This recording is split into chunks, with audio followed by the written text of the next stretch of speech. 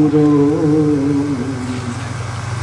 Shri Juta Padukamalam Shri Gurum Vaishnavanscha Shri Rupam Sagrajatam Sahagana Raghunathanutam Tvam Sajivam Sadvaitam Savadhutam Parijana Sahitam Krishna Chaitanya Devam Shri Radha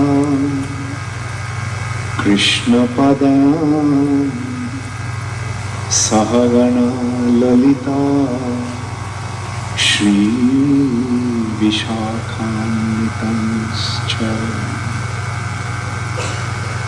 He Krishna Karuna Sindho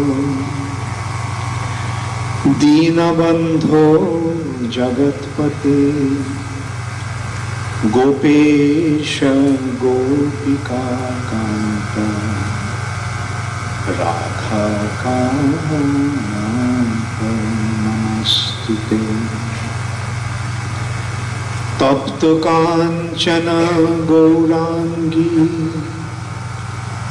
Radhe Vrindavaneshwari Vrishabhanu Sute Devi Pranamami Hari Priye Vancha Kalpatarubhascha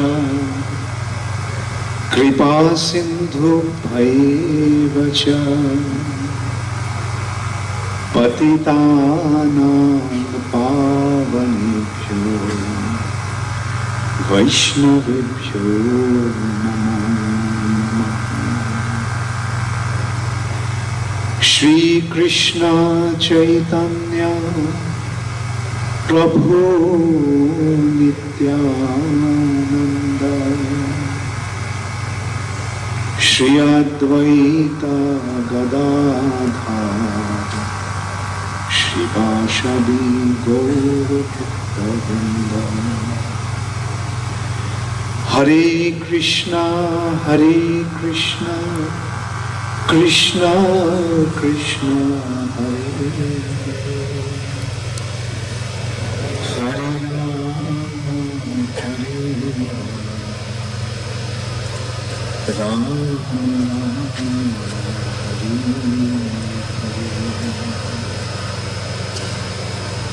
Hare Krishna, Krishna Krishna, Hare Hare, Hare Rama, Rama Rama,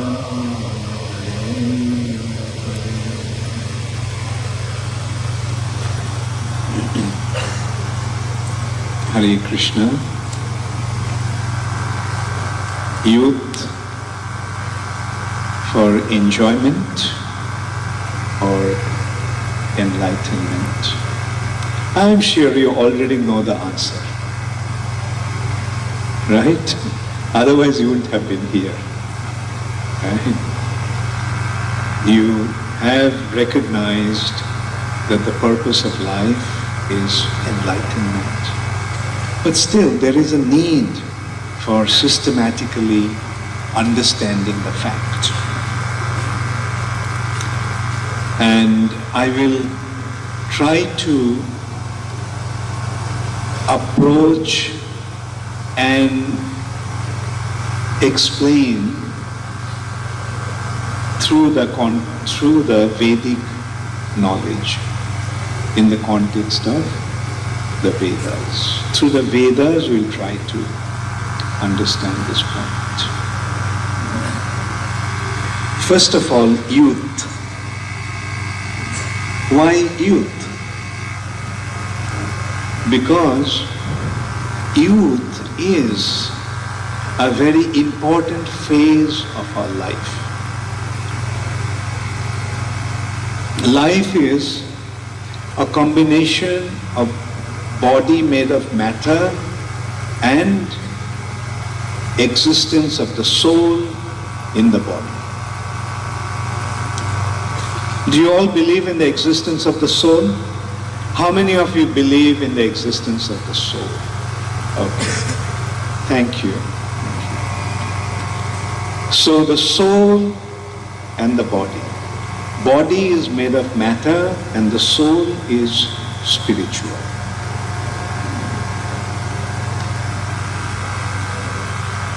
Life is actually the presence of the soul in a body made of matter. Matter is inert.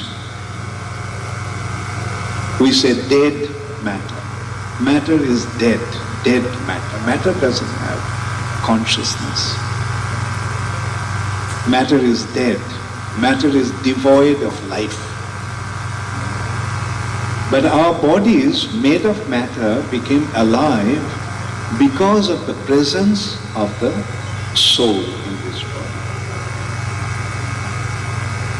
When the soul accepts a new body, that is called birth. In the womb of the mother, the body develops. The soul actually enters into the mother's womb through the father. Through the spermatozoa, the soul actually enters into the womb of the mother. The egg in the mother's womb become alive or become fructified due to the entrance of the soul in the womb, soul in the egg of the mother. And then the body starts to develop. From the little egg, it grows and grows and grows and develops into a full body. When the body is complete, then the body comes out of the mother's womb. And we call it birth. At the time of birth, the soul's connection to the body is very faint. But with the time, that connection keeps on increasing. And that, like, say, this is the soul, this is the body. At the time of birth, the connection is very, very feeble, very faint. And then as the body grows, the connection becomes stronger and stronger. And at the time of youth, the connection between the soul and body is absolutely intense. The body and soul is in perfect harmony. Like the soul's energy, the spiritual energy is perfectly manifest in this body. So youth is like this. But then gradually the connection between the body and the soul begins to diminish. And from this it gradually begins to diminish. You won't feel it now because most of you are young, but a time will come when we realize that when the youth goes and the old age begin to prevail. And then what actually happens, the connection between the soul and the body begins to diminish. Like from this, it begins to diminish. And then finally, at the time of death, it's a very, very faint connection. And then the soul leaves the body, and the body made of dead matter becomes dead. Isn't that the fact of life? Does it make sense? How many of you think that that is real? That's right.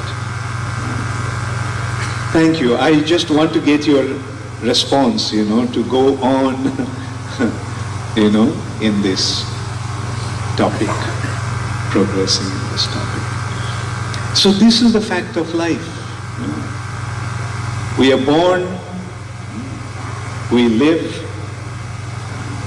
in this body, and then gradually our connection with the body begin to diminish, and then eventually we leave the body and go away. The soul lives. So at the time of youth, the life is full of vitality, full of energy, full of strength. And that is why this phase is very important. If you look at the history of the world, you will see all the major achievements in this world has been accomplished by the involvement of the youth. The experienced elderly ones gave the guidance with their wisdom and experience, and the youth accomplished that. So that is why youth is actually very important. That is why we are considering this need, whether youth is meant for enjoyment or enlightenment. Actually, the entire human life is meant for that objective. That should be the question that every individual, whether he is young or old, will question. What is the purpose of life? To enjoy or to achieve enlightenment? Now, as I was saying, the Vedas actually is Vedic instructions are beginning with this context that everybody wants to enjoy. Everybody wants to enjoy. Because by nature we are joyful. By nature we are anandamaya. Anandamaya means joy. By nature we are joyful, therefore it is natural that we will want to experience joy or enjoy. But the Vedas, in the Karma Kanda section of the Vedas, they are explaining how to enjoy. How to enjoy. A simple consideration. Everybody wants to enjoy, and say everybody thinks that if I have a lot of money, then I can enjoy. And with that understanding, somebody goes and robs a bank. He gets the money, but then the police comes and arrests him and puts him into prison. He wanted to enjoy by robbing the bank, getting the money, but he ended up in the prison, suffering. So Vedas are saying that, yes, it's okay, you want to enjoy, but you should know how to enjoy. Wrong action will lead to suffering, and right action will lead to enjoyment. Therefore, Vedas are giving the right ways to fulfill our desires. Okay, you want a lot of money. This is the way you can get money. Vedas are giving prescriptions that yes, you can become very rich. Perform these activities.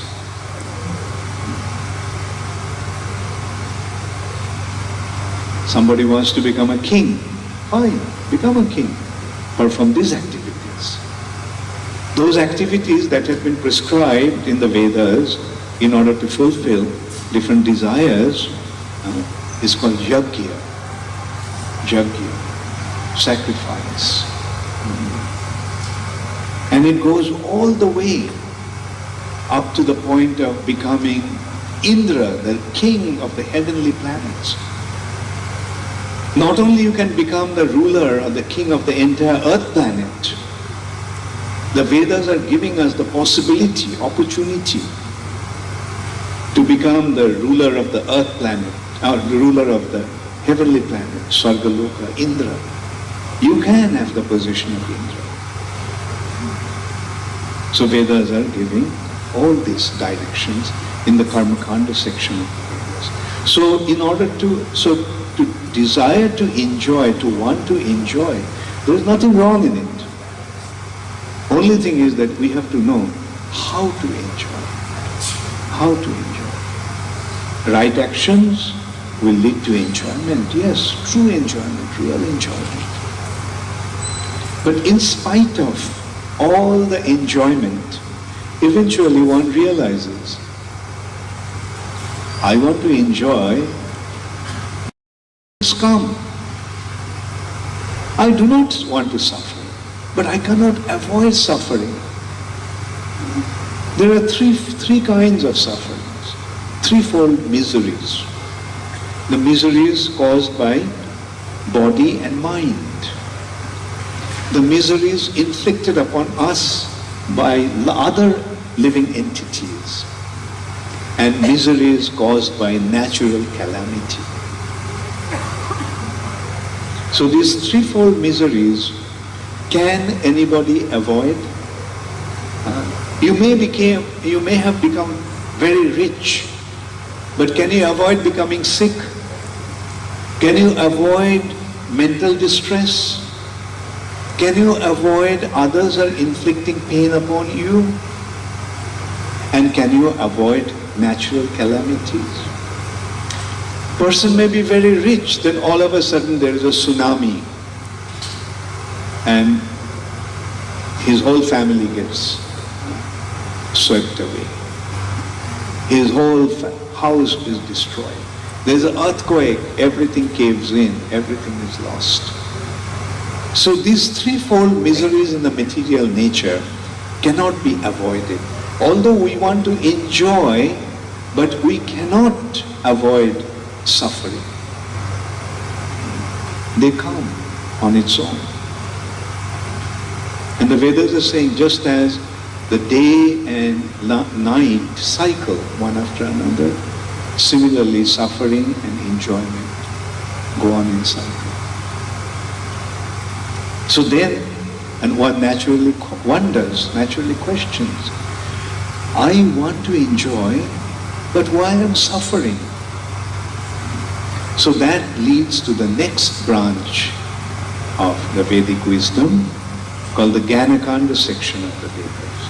Karmakanda is leading us how to enjoy, and Jnanakanda section is leading us how to become free from the suffering condition. When you realize that you are suffering, you don't. Who wants to suffer? But everybody is subjected to suffering in this world. Therefore, the Vedas now are dealing with that aspect. Jnanakanda, the knowledge. Let's find out why it's happening. I don't want to suffer. But why am I suffering? And you know what is the conclusion of this question? The conclusion is, this is coming from a branch of philosophy called Nyaya. This world is a place of suffering. And this body is a wonderful instrument to receive pain. Does it sound quite disappointing? No, that's the fact. Look at this body. Take any part of your body, no matter how insignificant that part may be. Say your earlobe. You barely even see this, right? Only in the mirror you can see this earlobe. You are practically unaware of its existence. Now consider how many ways you can inflict pain to this earlobe. I think I don't have to count. There's countless ways. Take a needle and pinch it. What will you get? Take a knife, cut it. Take some fire and burn it. Take a stone, smash it. So many ways you can inflict pain to this earlobe. But now you consider how many ways you can give pleasure to the earlobe. Practically non-existent. And now that applies to every single part of our body. Every single part of our body is prone or susceptible to receive pain, but there is hardly any way we can receive pleasure. So the conclusion is, this body is a wonderful instrument to receive pain. So now consider, in a place where you're meant to suffer, with a body that is meant for receiving pain, how much enjoyment can you get? But fortunately, we have a faculty called intelligence. And with the intelligence we learn how to avoid painful condition and get into enjoying a situation. If intelligence was not there, can you imagine? Like there's a big fire and all of a sudden there's a big fire. What does our intelligence say? Don't go there, run out of it. Isn't it? I'm crossing the road, a car is coming. Intelligence says, don't cross the road now. Let the car go by and then you cross the road. There's a mosquito, the power to bite me. And I brush it away. So this is how, with intelligence, we avoid the painful situation. So in this way, there are various considerations, various branches of philosophy that is actually ascertaining the different aspects of our existence here and how to get out of the suffering condition. And then finally, it comes to the last aspect of Jnana-kanda. Jnana-kanda has 4 branches of philosophy. Actually, Vedas have 6 branches of philosophy called Sat Darshan. The first one is Karma Mimamsa or Purva Mimamsa, preliminary conclusion. As I mentioned, everybody wants to enjoy, let's figure out how to enjoy. That's the preliminary conclusion. That is the Karma-kanda aspect. The Jnana-kanda aspect has Nyaya, Vaisheshika. Vaisheshika, mind you, is the atomic theory. Through this philosophy, we are recognizing that the perceivable reality is only a combination of atoms. Everything that we are seeing is actually a combination of the minutest particles called Paramanu. Vaisheshika. Then comes Sankhya, analytical study, analyzing the material nature. Maybe I can just briefly discuss about that also, because it's important that how through this branch of philosophy we are transcending the material reality and going into the spiritual reality. Like Sankhya, analytical study, they're analyzing in this way. This world is composed of 5 elements: earth, water, fire, air, and ether. They're called Pancha Mahabhut. Earth, water, fire, air, ether. Solid substance, liquid substance, fire, air, and ether. Now these 5 elements and we have 5 senses. Our senses interact with the elements of this nature. For example, our ears interact with ether and sound is produced. Our skin interacts with air, touch is produced. Our eyes interact with fire, form is produced. Our tongue interacts with water, taste is produced. Our nose interacts with earth, and smell is produced. So in this way, due to the interaction between the five senses and the five elements, give rise to five objects of the senses, namely sound, touch, form, taste, and smell. Five elements, five senses, five objects of the senses, 3 5s are 15. And then there are 5 working senses: speech, hands, belly, anus, and genital. These are 5 working senses. 20.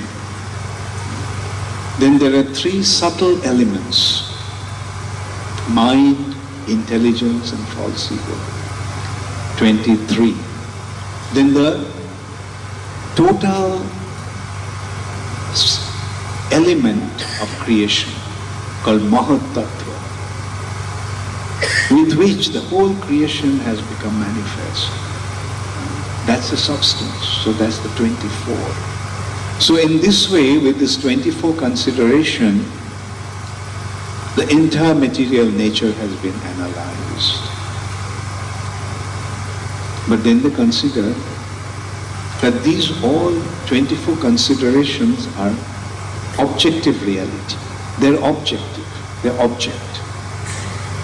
But the object cannot exist without the subject. So who is the subject? I am the subject. I am, therefore this is. Now you see, this I couldn't be found in all this 24 analysis. Therefore, I is beyond matter. So this is how they're transcending the material nature and entering into the spiritual reality. But that is so. The 25th consideration is the soul that comes from another reality, spiritual reality. But then again, the souls are many and minute. We all have souls. Everybody has a soul. But these souls are minute. So anything that is many and minute must have a source or origin. So the source of all souls is Supreme Soul or the Supreme Personality of Godhead. So in this way, through Sankhya, we actually transcend the material nature and come to the spiritual reality. It's a vast subject, but you want to see how Krishna simplified this point in just 4 lines. Krishna is saying, Bhumi Rapo Analo Vayu Khang Mano Buddhireva Cha Ahankara Ityang Me Bhinna Prakritir Ashtadha. My Bhinna Prakriti, my separated nature, my inferior nature, material nature, has been composed of these 8 elements: earth, water, fire, air, ether, mind, intelligence, and false ego. Ashtadha. With these 8 elements, the whole creation has been composed of. But then he is saying, Aparayamitasthannam. This material nature is inferior. But the living entities were sustaining this material nature. Jiva bhutang mahabahu jajedam dharjati jagat.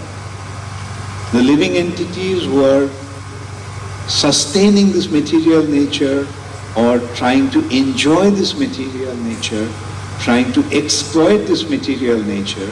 The jiva bhutas, the living entities, are coming from my superior nature.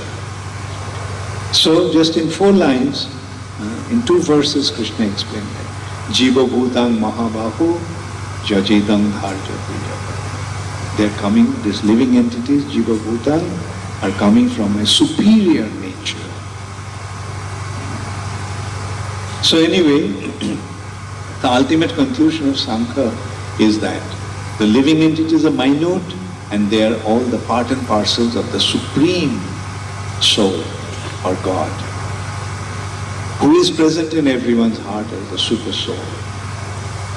Ishvaraha sarvabhutanam hriddeshe arjuna tishtati.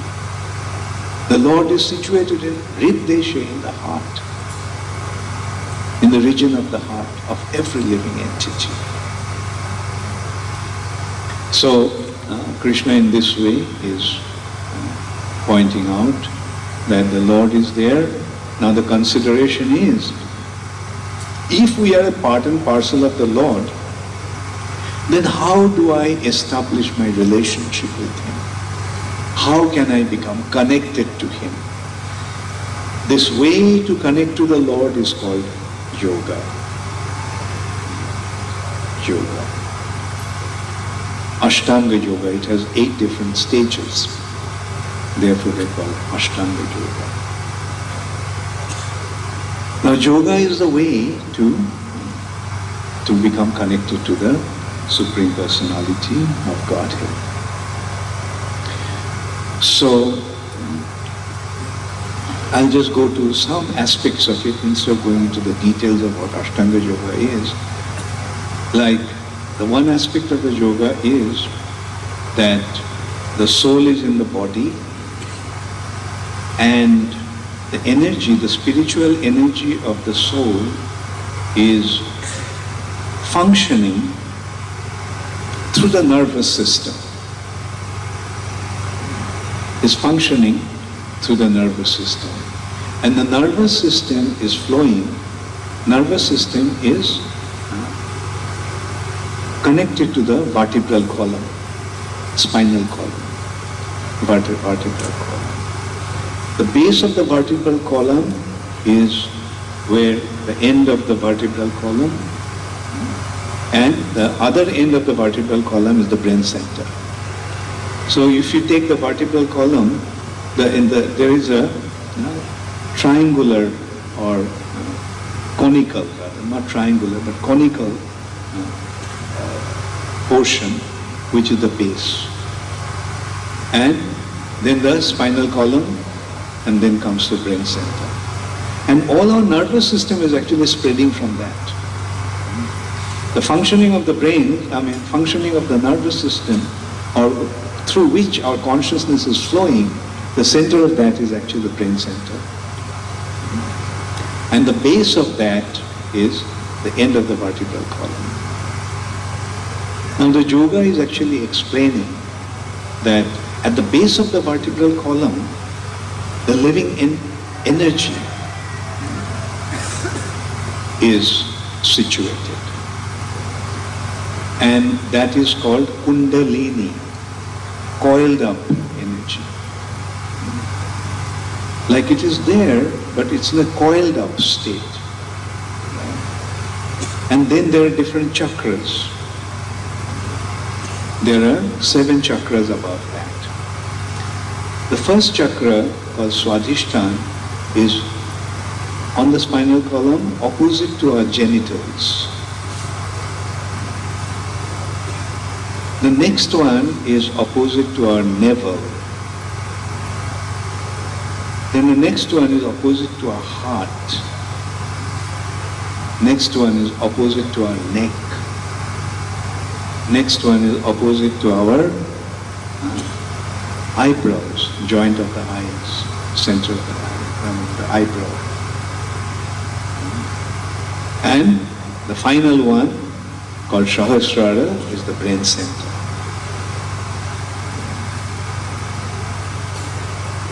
Now, here you're actually coming to the main point about enjoyment. Generally, everybody wants to enjoy. But in the material nature, the highest form of enjoyment is through sex desire, sex life. Highest form of enjoyment is sexual enjoyment. And what actually happens, that life energy from Mooladhara, from the base of our spinal column, comes up to this Swadhisthana chakra, which is actually opposite to our genitals, and through the sex act, that energy goes out of the body. Now the yogi actually tries to retain that energy. So there are two types of enjoyment. One kind of enjoyment is through the sensual indulgence, of which, as I mentioned, which the ultimate point is sex pleasure, and the sex act actually makes the energy go out of the body. And as a result of that, we fail to go up in a higher state of enjoyment, which is internal enjoyment.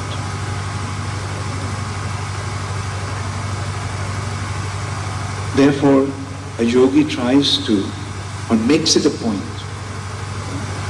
not only a yogi, anyone who wants to make spiritual advancement must abstain from sex life. Actually, in India, this understanding is very clear.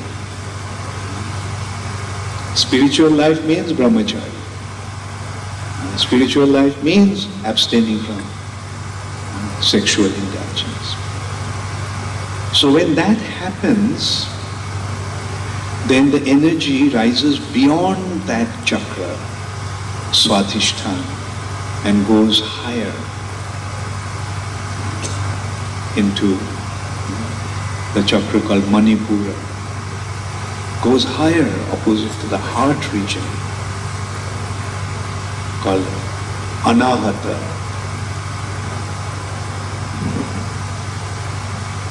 In this way, as the chakra, the life energy, vital energy of the body rises, we experience a higher form of enjoyment, spiritual enjoyment. It is enjoyment.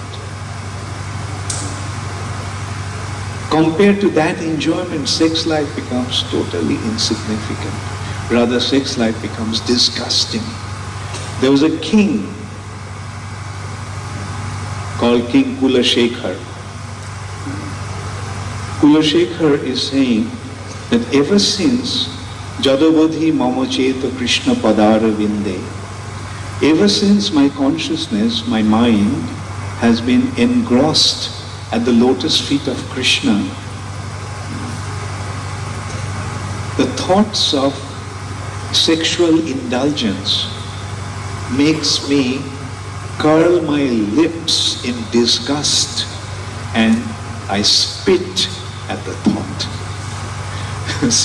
So you can see what actually happens when we experience the higher form of enjoyment. And this enjoyment is actually enlightenment. Enlightenment. We become enlightened with true knowledge, true wisdom. And then finally, when it reaches the region of the brain center, which has been compared to a 1,000-petal lotus. Now you see, 1,000-petal lotus. Now let us consider, there's a scripture called Brahma Samhita. In Brahma Samhita, the Lord's situation has been described. Sahasrapatra Kamalam Gokulakhyan Mahatpadam. The spiritual abode of the Lord, Gokul or Golok, Vrindavan, has been compared to a 1,000-petal lotus where the Lord is situated with his eternal consort, Srimati Radharani. So now you see, now the consciousness rose up to the brain center. But then what? The perception of the Lord, who is situated on that 1,000-petal lotus. The 1,000-petal lotus is so important because the Lord is situated there. Krishna is situated there. And that is the ultimate perfection. And that is the state of real enjoyment, spiritual enjoyment. Anandam buddhi vardhanam. We are aware of this expression, ananda, joy. And ambudhi means an ocean. We become situated in an ocean of ecstasy, an ocean of joy. And pratipadam purnamrita shvadanam. This ananda ambudhi's vardhanam is increasing, expanding. It's not just an ocean which is just constant in its shape and size. It's constantly increasing, that ocean of ecstasy. And every moment it is giving us the experience of endless nectar, complete nectarian experience of spiritual ecstasy. So now I leave it up to you whether you are going to pursue the enjoyment through your senses in this material nature, or whether you will try to transcend this material platform and come to the spiritual realm and have the experience of real enjoyment. I am sure your conclusion is going to be very, very accurate. Thank you very much. Hare Krishna.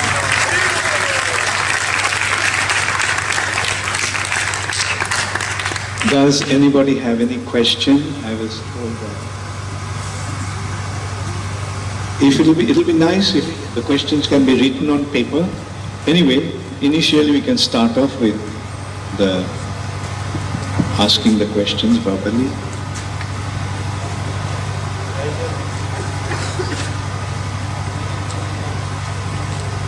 I think he has a question. Give it to him. Oh. So he has a question, give it to him.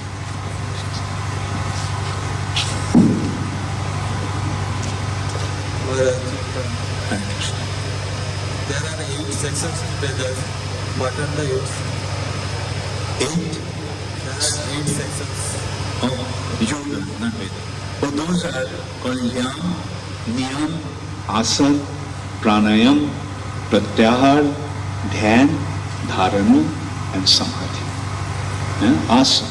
First one is yam, the external purification. Then internal purification, niyam. Then asana, the using the body to reach the destination. Then pranayam, controlling the breathing system, because our breathing is very closely connected to our thinking process. And then pratyahar, withdrawal of the senses from the objects of the senses. When the senses are withdrawn from the objects of the senses, then only one is able to meditate, dhyan. And then when the meditation becomes fixed, dharana, and then samadhi, trance, by seeing this being transported to the spiritual reality and losing all connection to this material nature. All right? Thank you. There are 6 sections in Vedas. 6 darshans. It's 6 branches of philosophy. What are these? Okay, those branches of philosophy are, first is Purva Mimamsa, or preliminary conclusion. Then Nyaya, Vaisheshika, Sankhya, Yoga, and Uttar Mimamsa, final conclusion. That final conclusion is Vedanta. And Vedanta has been explained through Srimad Bhagavatam, which is leading to the surrender to the Lord and becoming the devotee of the Lord. Okay? Thank you. Yes. Hare Krishna Prabhuji. My question is that is the discipline is needed in spiritual life? Because if you are taking the part of discipline, it is only about the bodily concepts, and spiritual life is only about the soul. So how we can relate the discipline with the spiritual matter? Yeah. Discipline actually means regulation. Like discipline is needed in every sphere. So when you are studying, isn't discipline needed? Right? When you're studying, like you have to avoid unnecessary activities and focus yourself. A soldier is fighting in the battle. Isn't discipline needed? Like he must be focused and in following the standard codes. Now similarly in the spiritual practice, very, very strong discipline is necessary. And for example, when one wants to practice spiritual life, one must abstain from non-vegetarian food. Because non-vegetarian food affects our consciousness, right? One must abstain from intoxication, because intoxication pollutes our mind. One must abstain from immoral activities, and one must abstain from wrongful or untruthful activities. So this is a discipline. One has to be very disciplined to abstain from these four principles and practice the spiritual process. Right? Yes, discipline is necessary. Very much necessary. Thank you. Hare Krishna. Do we have more questions? Yes. Hare Krishna Maharaj. Hare Krishna. Sir, is experience is necessary to take a right decision? There is anything you can take right decision at any time. Good, very good question. Yes, Without any knowledge you can take right decision. I'm coming to that. So, as you said, knowledge. Yes, knowledge is the important factor. Now, you can acquire knowledge just by hearing. For example, somebody tells you, that's fire and it burns. So don't touch it. You hear that and you accept that. You understand. That's knowledge. But some people don't even understand it by hearing it. Right? But then he sees somebody put his hand in the fire and got burnt. Right? And some people don't even understand by seeing that someone got burnt. But then when he himself gets burnt, then he says, yes, fire burns. Right? And the fourth category is, so these are different levels of intelligence. Most intelligent people will understand just by hearing. Little less intelligent persons will understand by seeing. And the third grade of intelligence will understand by experiencing. And the fourth grade of intelligence, even after experiencing, he doesn't learn. Right? Okay. Now the thing is that the other way to look at it is that other way also we can look at it. We hear, we accept. Then we see that somebody actually goes through that and gets the result. Then our understanding becomes more confirmed. Then we ourselves experience, it becomes even more confirmed. So, although the knowledge may start with hearing, but it will be eventually experienced physically, and that's how we become situated in knowledge properly. Thank you. So there are some written questions. Let's see. Hare Krishna, what should be done if we're already into bad habits? Yes, very good point. If we're already into bad habits, the question is, should we continue to maintain the bad habits or get rid of the bad habits? If it is bad, should we continue to indulge in that? What should be the natural, intelligent answer? No, bad things should be rejected. So if there is some bad habit that we develop, we must try to get rid of it. And so, yes, we must try. If we develop some bad habit, we should try to get rid of them. Is Naya philosophy and other philosophies on Veda harmony with Krishna consciousness? How are they related? Very good question. Yes, they are related. You see, the actual understanding is these different branches of philosophy are different rungs of a ladder. Now, when you're climbing on a ladder, do you get stuck in one rung? If you do, then it will be wrong. Therefore, those who get stuck in these different branches of philosophy itself, they are actually missing the actual point. But the ladder must lead to the goal, and Krishna consciousness is the goal. And the 6 branches of philosophy are different rungs of the ladder. So we use those rungs to come to the ultimate conclusion. That is Krishna consciousness, and that's the relationship. But the thing is that when you're already on the roof,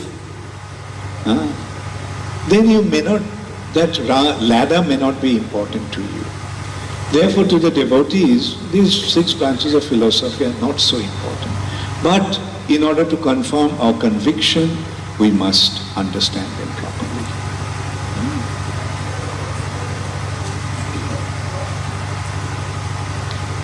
How to control lust, which is very strong in youth, I feel. Very good question. Very sincere question. How to control lust. Lust, you see, any taste, we always want to enjoy, as I mentioned at the very beginning of the class. Everybody wants to enjoy. But we have to recognize what is the right form of enjoyment. Like, and how can a lower form of enjoyment be overcome? With lower form of enjoyment can be overcome by higher form of enjoyment. Say for example, you are hungry and you got some rotten food. Naturally, when you are hungry, it doesn't really matter whether it's rotten or putrid. Just swallow it, because you're hungry.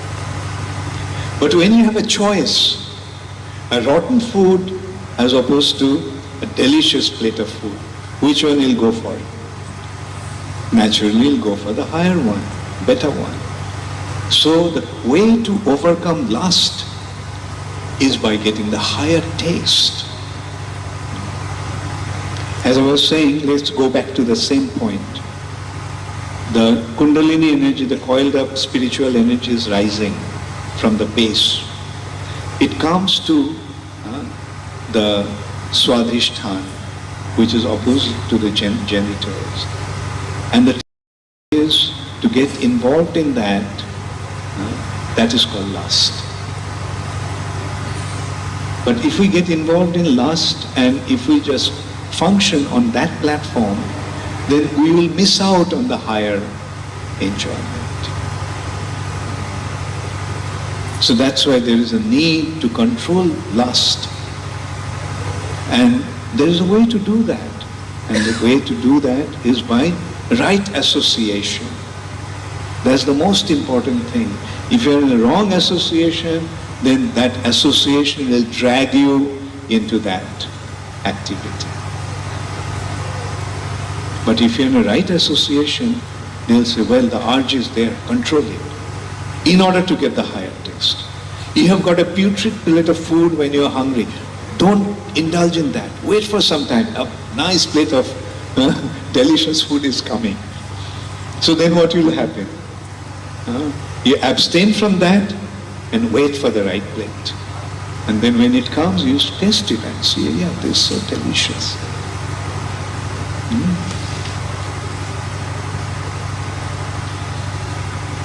What about other enjoyments like alcohol, smoking, etc., Swamiji? How does Krishna look like and how can I see him? Very good point. 2 points.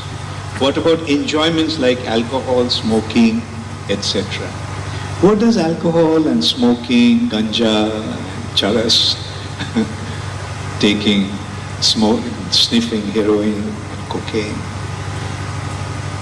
what do they do? They actually numb your activities of the mind.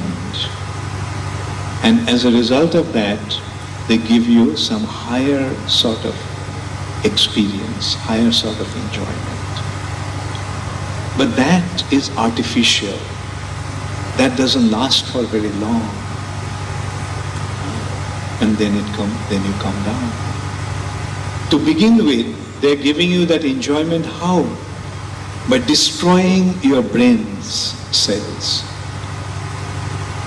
And that's why, although momentarily you feel some kind of joy, but eventually you feel miserable. I don't know whether you have experienced drinking alcohol.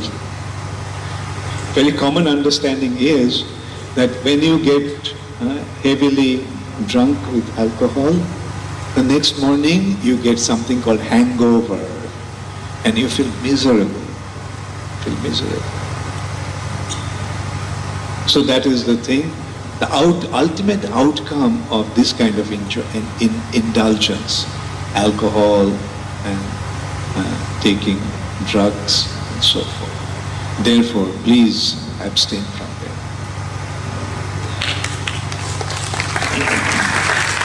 And they become addictive. They become addictive because they give you some sort of momentary euphoria, momentary pleasure. Therefore, you want to experience that again,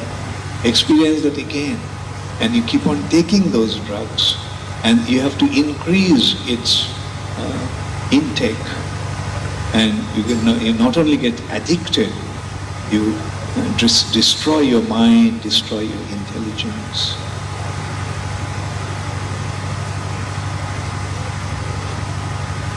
If sexual desire is bad, why God created it and Lord Krishna has promoted, what's that? Okay, promoted love. Okay. I forgot that from the previous one. There is another second question actually was, can I see Krishna? Well, can you see your mind? With these material senses, we can only see gross matter. Only to the extent of fire. Earth we can see, water we can see, fire we can see. Air, can we see? No. But you can feel, when it blows, you can feel it. Then ether, no. Beyond that is mind. Mind, can we see? Although we know everybody has a mind. Can you see the mind? No, because our senses cannot perceive that. Our senses, we don't have the right senses to perceive mind. Then beyond that is intelligence. Beyond that is ahankar. And beyond that is the soul. And the supreme soul is God.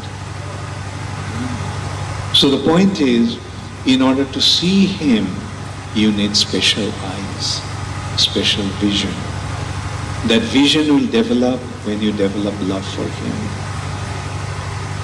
But the Lord very mercifully has manifested Himself in the form of His Archa Vigraha, in His transcendental spiritual form. And that is His mercy. With these eyes, we can see Him. Like you can come to our temple, you can see the Lord.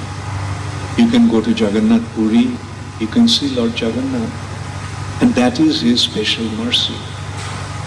He very mercifully became manifest so that we can see him, we can deal with him, we can reciprocate with him. So, with bhakti, with devotion, when we look at him, then we see that he is not some wood or metal or clay. He is the Supreme Personality of Godhead. So the prime factor for seeing the Lord is love or bhakti.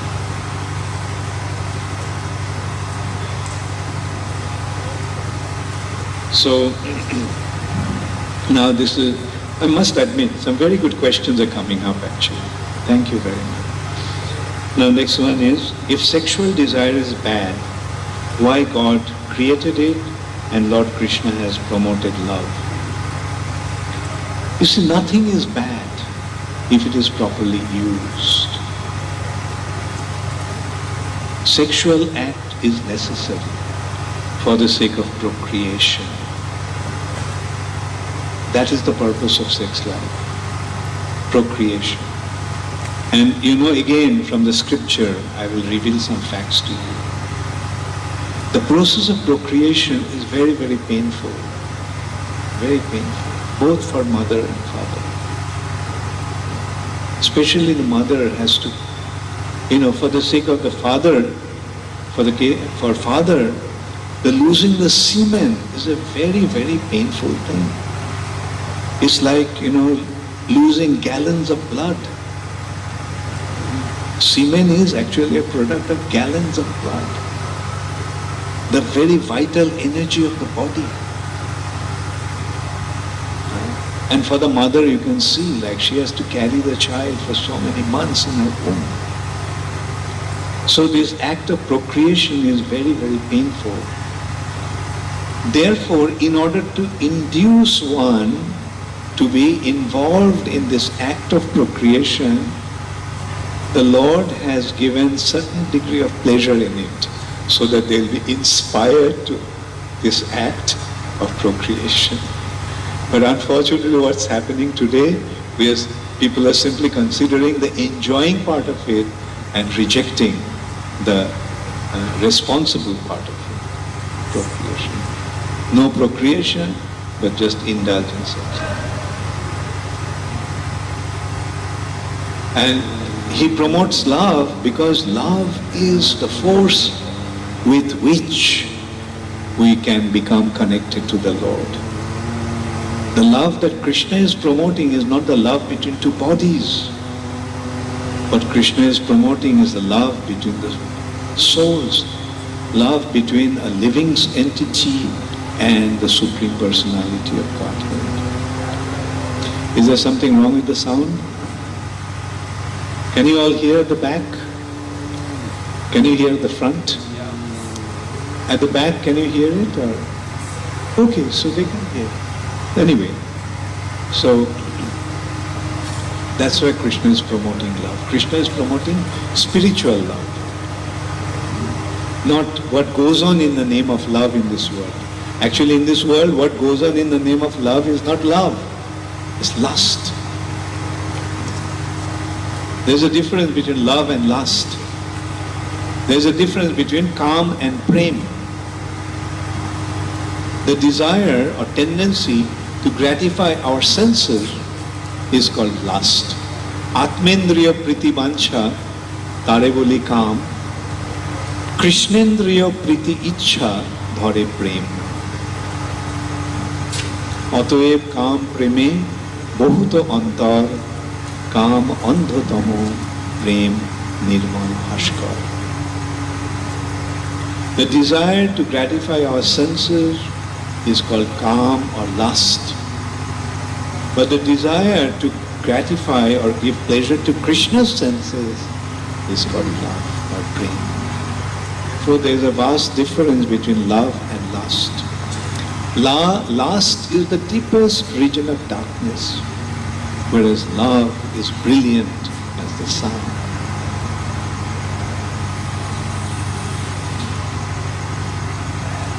How we take right decision in every wrong moment that instructed in our life. Yes, we tend to make mistakes, we tend to do wrong things. Therefore, there is a need for right guidance.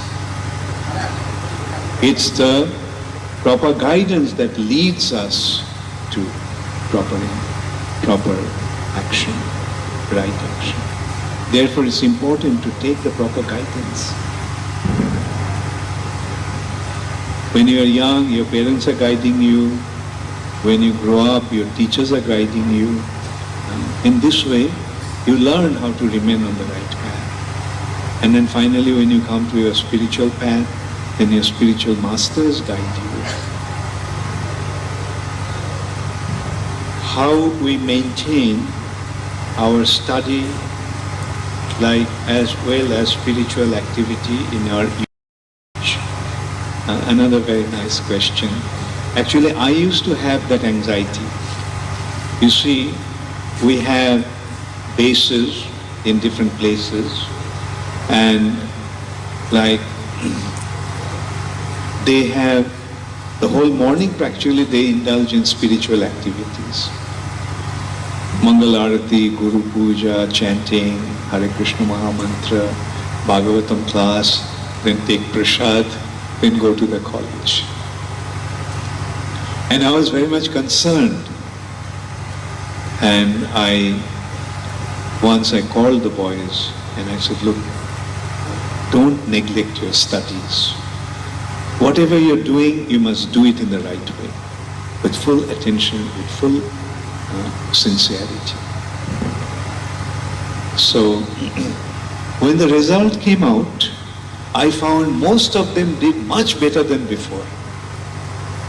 And I was surprised. I told them, like, how did you do that?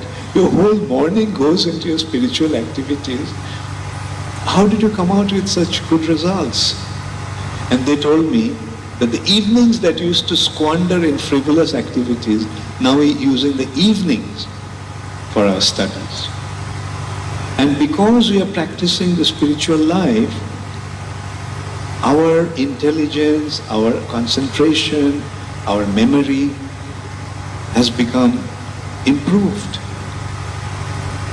We can fare much better in your studies than before.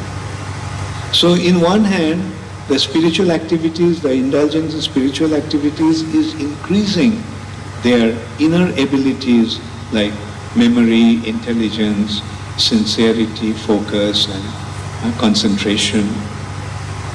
And not indulging in frivolous activities in the evenings, they're getting the time to study.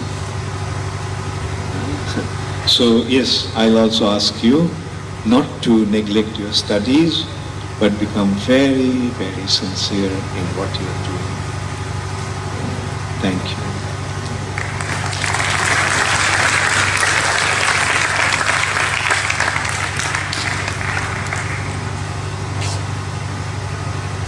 Now, next question.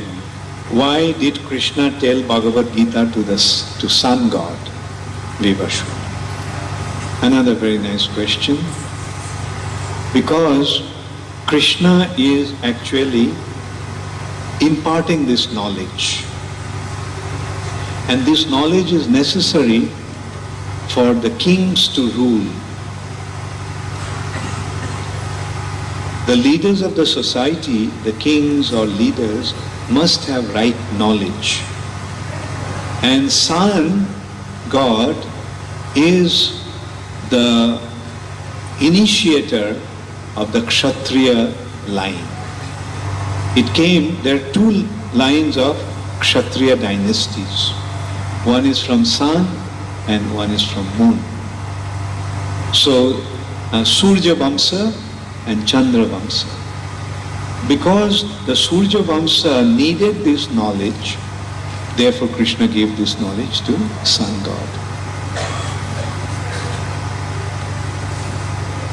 Even if we try to avoid bad habits and try not to indulge in them, still, due to strong attraction, we unintentionally commit in immoral things. How to avoid immoral things and not to get indulged in it at any cost? Another very sincere question, very nice. And my answer to that will be avoid bad association. That's the first thing you have to do. The association that induces you to indulge in that, avoid that and remain in good association. And if possible, if you have developed some bad habits and you really want to get out of it, then please come and stay with our temple for some time. And if you stay in the temple, you will see the activities and the regulated life in the temple will help you. Actually, we have practically experienced many individuals who are addicted to very, very serious drugs. Like they say that you cannot get rid of those addictions, like heroin and cocaine, etc. But when they come to our movement, stay in the temple, associate with the devotees, they give it up. How? Because they got the higher taste. When you lead the life in the temple, you really get the higher taste. And then you don't feel like indulging in those activities. So the last question, and I'm seeing the dancer is ready to perform. Yes, so we'll wait for your performance. So this is the last question I answer. Hare Krishna Maharaj, Dandavat Pranam. Maharaj, could you tell us, I have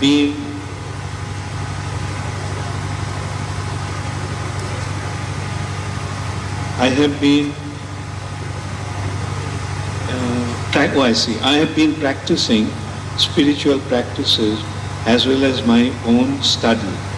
Why I engage in spiritual service, when I engage in spiritual service, material study becomes decreased. Then how can I manage myself in both the events? Yeah. So it has to be regulated. There should be time for everything, right?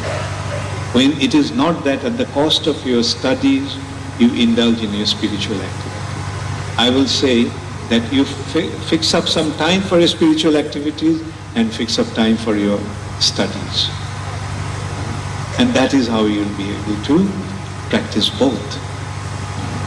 Like as I was saying, in our bases, we spend a lot of time in the morning in spiritual activities, but the evenings are meant for studies. Okay, so please make a disciplined standard for both the activities, both material and for studies and spiritual activities. Thank you all very much. All glories to Shri.